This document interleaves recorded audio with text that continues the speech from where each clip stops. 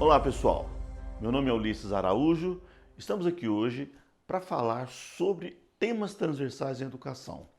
Essa temática que impregna o cotidiano escolar brasileiro desde 1996, quando foram lançados os parâmetros curriculares nacionais. Então nós estamos falando de um período aí de 24 anos aproximadamente, que já está incorporado no dia a dia das escolas, da maioria das escolas, da linguagem dos professores, mas que não necessariamente é bem compreendido por todo mundo. Eu faço essa discussão, para quem estiver interessado, nesse livro que chama Temas Transversais, Pedagogia de Projetos e Mudanças na Educação, da editora Sumos. E nessa obra a gente vai discutir a história das disciplinas e de onde surge esse conceito de transversalidade na educação, que é o que a gente vai contar para vocês a partir de agora.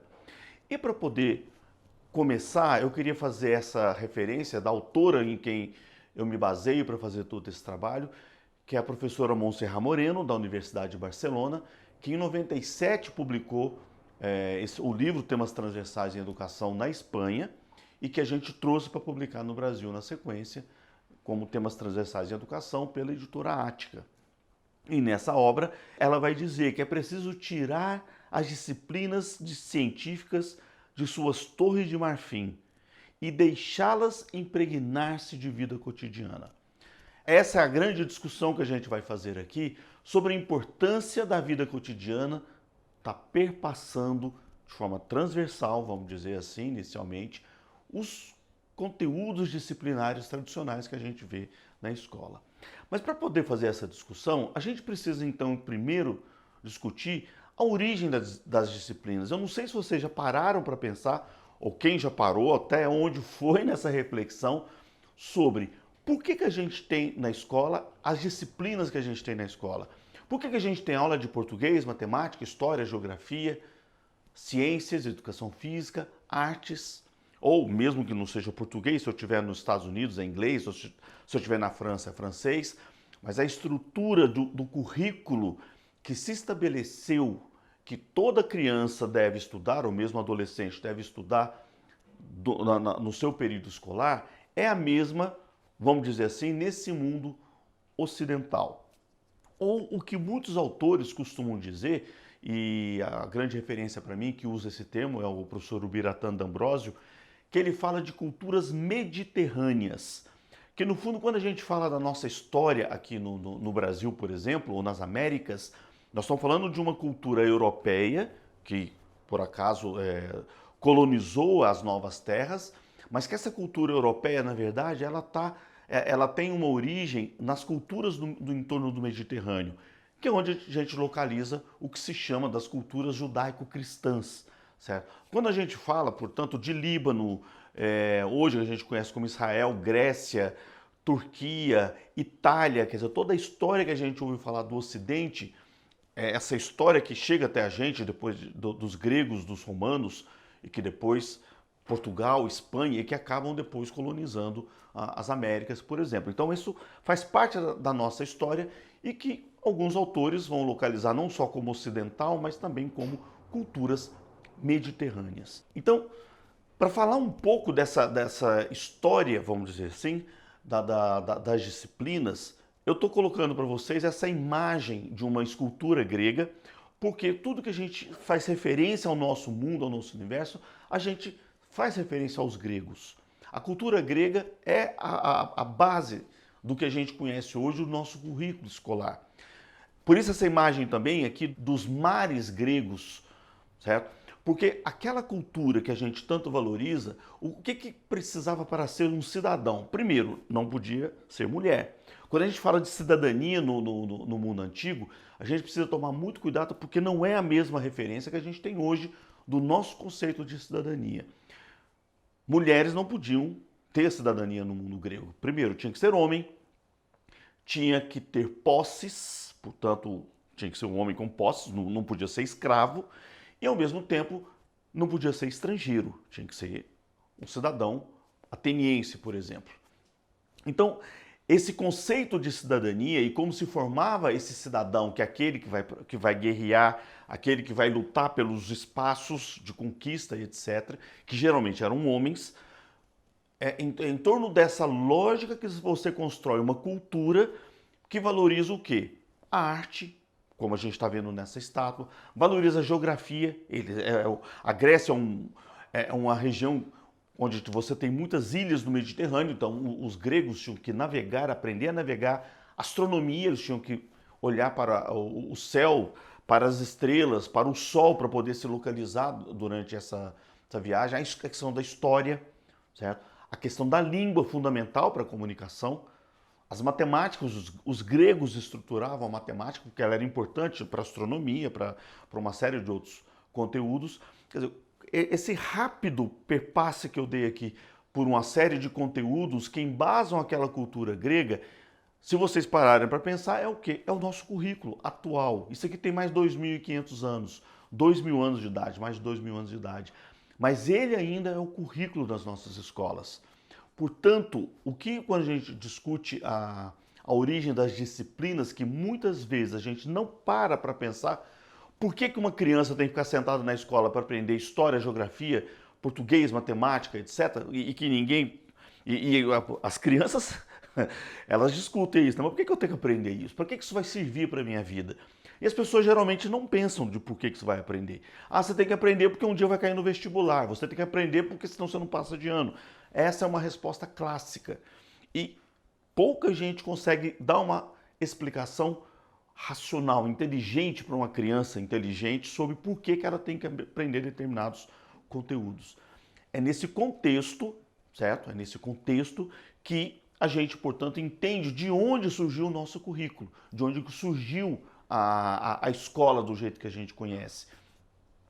Passando por séculos, para não dizer milênios, até a gente está falando de René Descartes, que é um filósofo que estabelece o que hoje todo mundo conhece, eu não vou entrar nessa discussão com vocês aqui, conceitual, a gente conhece como sendo a perspectiva cartesiana, o que estrutura o que é o método científico.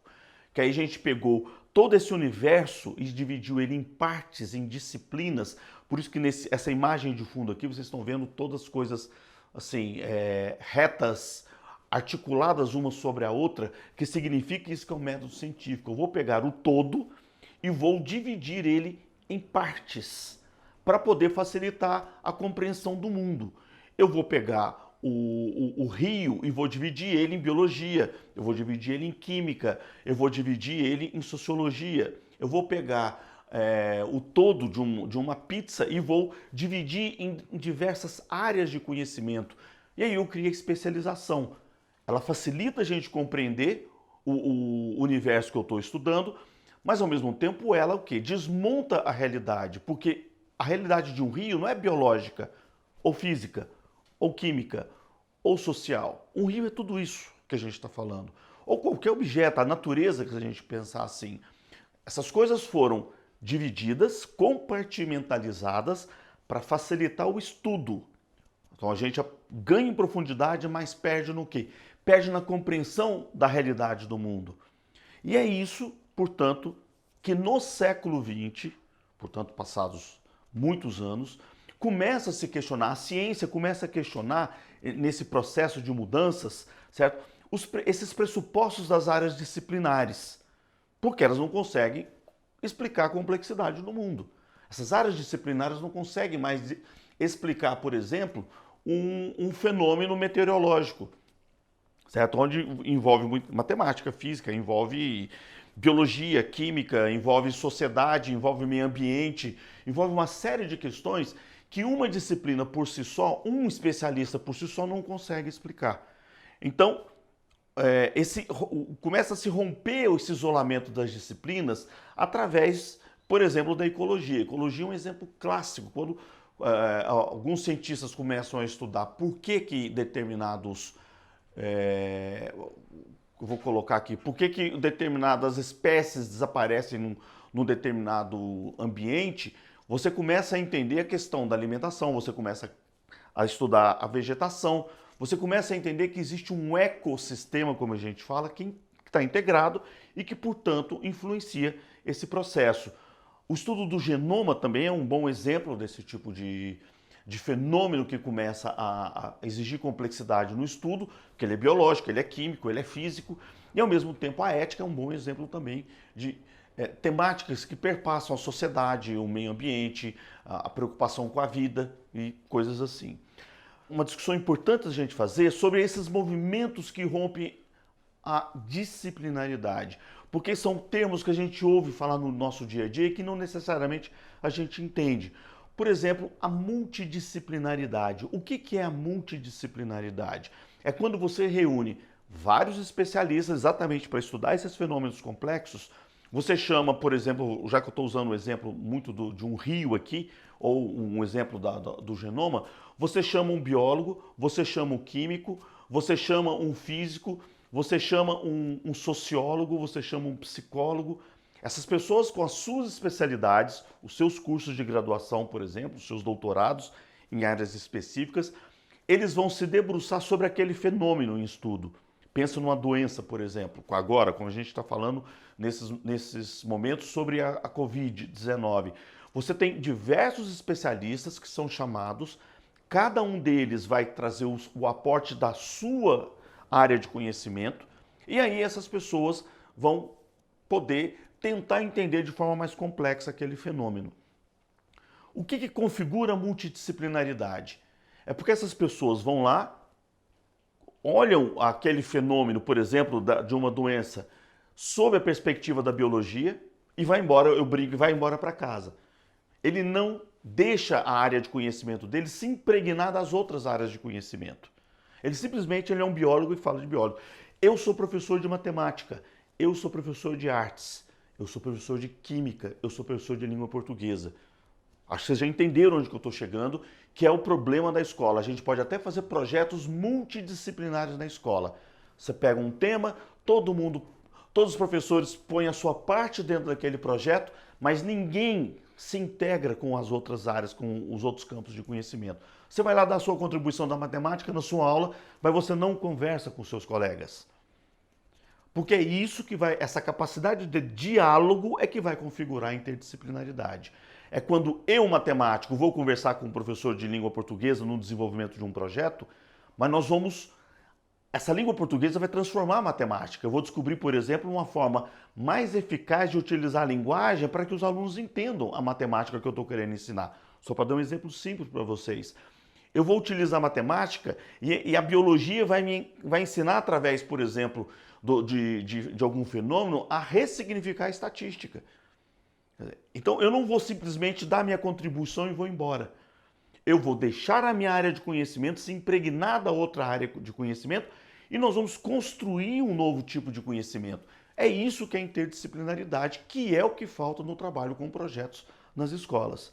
E a transdisciplinaridade, que é o terceiro termo que a gente coloca aqui, são aqueles campos de conhecimento que extrapolam qualquer disciplina, que fogem, por exemplo, é o caso do desenvolvimento regional sustentável que eu estou colocando aqui. Ele não tem nenhum campo específico.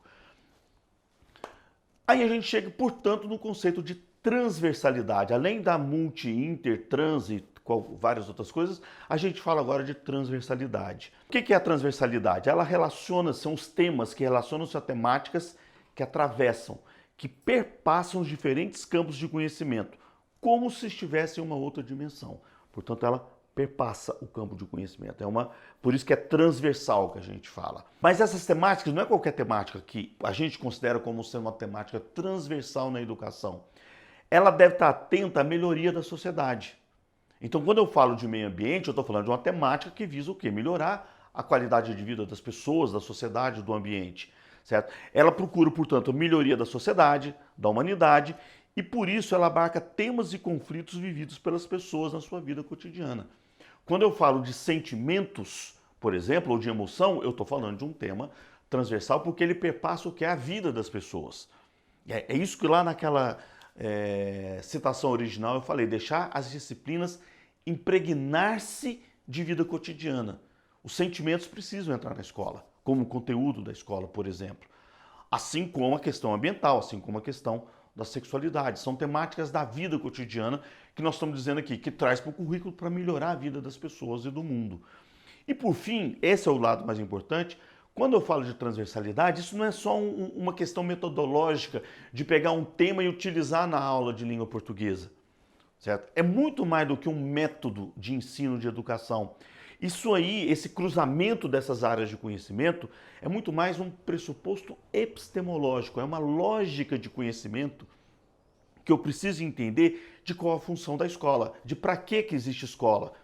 É para o aluno passar de ano, ele precisa aprender matemática para passar de ano no final do ano, para poder ir para a terceira série, ou para o ensino médio, ou para a universidade? É para isso que existe ciências? Claro que não. Certo? Então nós estamos falando aqui de que precisa cruzar para que essa escola, esse intercruzamento, para que essa escola tenha sentido para esse aluno, para ele saiba que aquilo que ele está estudando tem função para a vida dele. Que é importante saber ciência, é importante saber matemática, língua, história, porque sem isso não existe o quê? Não existe cidadania sem saber esses conteúdos. Então o que a gente está chamando aqui é que esses tipos de conhecimento eles são muito mais tem um papel epistemológico de que conhecimento a gente quer produzir na escola e que os nossos alunos aprendam. Aí a gente chega no quais são os temas transversais. Em vez de simplesmente fazer como fizeram os parâmetros curriculares, e muita gente faz por aí, de definir temas transversais, é orientação sexual, é meio ambiente, é ética. Não é isso. Nós temos que entender o princípio, quais são os princípios e que desses princípios é que vão decorrer os temas transversais, que podem ser aqueles que o governo brasileiro definiu, mas pode ser outros que não se falam por aí, certo? Por exemplo, como violência. Mas vamos lá. Qual que é o primeiro tipo de tema transversal? São aqueles que buscam dar resposta aos problemas que a sociedade reconhece como prioritário e preocupante. Hoje em dia, o meio ambiente faz parte desse rol. De repente, há 100 anos atrás, isso não era uma preocupação, mas neste momento a sociedade considera como preocupante a questão ambiental. Então, a questão ambiental, ela precisa entrar no currículo das escolas. Outro tipo de tema que busca conectar a ciência à vida das pessoas. Por exemplo, o tema da sexualidade, o tema da afetividade, eles conectam. Eu vou aprender matemática, eu vou aprender história, geografia, eu vou aprender literatura para conhecer a mim mesmo, para conhecer o tema da sexualidade, as diferentes formas de manifestação das opções sexuais e etc. Então, são temas que são importantes, são caros para a sociedade e, portanto, eles precisam entrar o quê? Na instituição que a sociedade criou para instruir e formar as futuras gerações, que é a escola. Eles não podem ficar fora do currículo da escola e a criança aprender apenas português, matemática, história, geografia. Aí que vem essa dimensão de trazer essas novas demandas da sociedade democrática para dentro do currículo. Outro tipo de tema transversal são aqueles que incorporam novos temas e problemas sociais, dando um caráter dinâmico e aberto às transformações sociais. Por exemplo, a questão da pluralidade cultural. Reconhecer a questão racial, reconhecer a questão das pessoas que lidam com a diversidade indígena, por exemplo. Quer dizer, são temas de outras culturas que precisam entrar no cotidiano do currículo das escolas. E, por fim, aqueles temas que supõem uma educação em valores, uma educação moral, certo? Atento à dimensão ética da sociedade. Aí que entra, por exemplo, a ética, a importância de trabalhar a ética, valores, moralidade no currículo da escola. A grande questão, então, aí vem, sim, do ponto de vista metodológico, como que além de português, matemática, história, geografia, você vai trazer esses conteúdos para dentro da escola. Todo o conceito que a gente trabalha, que vai ser explorado a todo momento por nós, busca uma articulação, por isso que a gente está fechando isso daqui, essa aula, para que vocês entendam que o pressuposto que a gente defende é um pressuposto que articula transversalidade e interdisciplinaridade. Sabe aquele diálogo entre os campos de conhecimento das disciplinas tradicionais? Essas disciplinas, além do diálogo entre as línguas, a matemática, a história, a geografia, ela precisa perpassar também, de forma transversal, esses conceitos que a gente está falando aqui, de orientação sexual, de sentimentos, de violência, de política, de discriminação, exclusão, de gênero, de raça. Quer dizer, tudo isso precisa estar junto dentro de um processo. É isso que nós estamos falando. E principalmente incorporar conteúdos não disciplinares, conteúdos muitas vezes cotidianos. Quando se fala da importância da Amazônia no Brasil, por exemplo, que fala da produção de biofármacos, de remédios, medicamentos, conhecer as espécies que estão ali, por exemplo, uma grande razão para isso acontecer é porque, às vezes, aquele remédio que foi utilizado por um pajé lá numa tribo isolada lá no Amazonas, certo? Aquele conhecimento básico, milenar, que ninguém sabe explicar, a indústria farmacêutica com conhecimento científico estuda aquele conhecimento popular e gera um medicamento que vai salvar a vida de muitas pessoas. Certo? Então, aqui nós estamos falando de uma mudança onde você articula o conhecimento científico, que é importante lá, cartesiano, etc., mas o que? Deixa ele ser impregnado da cultura popular. Por que a nossa avó dá aquele chazinho pra gente quando a gente está com dor de barriga? Tem um conhecimento ali que não pode ser ignorado e que, portanto, eu vou estudar ele cientificamente e dessa mistura vai sair o quê? Um novo tipo de conhecimento. Portanto, o que nós estamos falando aqui é que a escola precisa incorporar o conhecimento popular, disciplinar, não disciplinar, cotidiano, acadêmico, físico, social. O segredo desse processo é o quê? É a forma com que a gente faz esse entrecruzamento. E é isso que a gente precisa entender, como que se faz a introdução desses temas transversais dentro do currículo da escola. Eu não vou aprofundar com vocês agora, mas só para dar uma dica, quer dizer, nós estamos falando aqui, por exemplo, de um conhecimento em rede, que não é mais um conhecimento fragmentado. Você tem as disciplinas nessa imagem de língua portuguesa, história, geografia, mas ela está perpassando o quê? Conhecimentos de ética, de pergunta das pessoas, do cotidiano. E é isso que, de repente, vai construir um outro tipo de currículo. E esse é o objetivo que a gente tem quando a gente quer fazer uma educação para o século XXI que seja o quê? Significativa para os alunos e as alunas.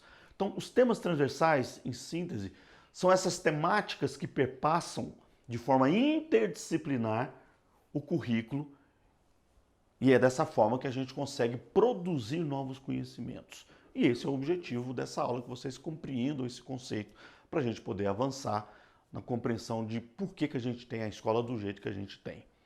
É isso. Por hoje, um abraço a todos e a todas e até uma próxima oportunidade.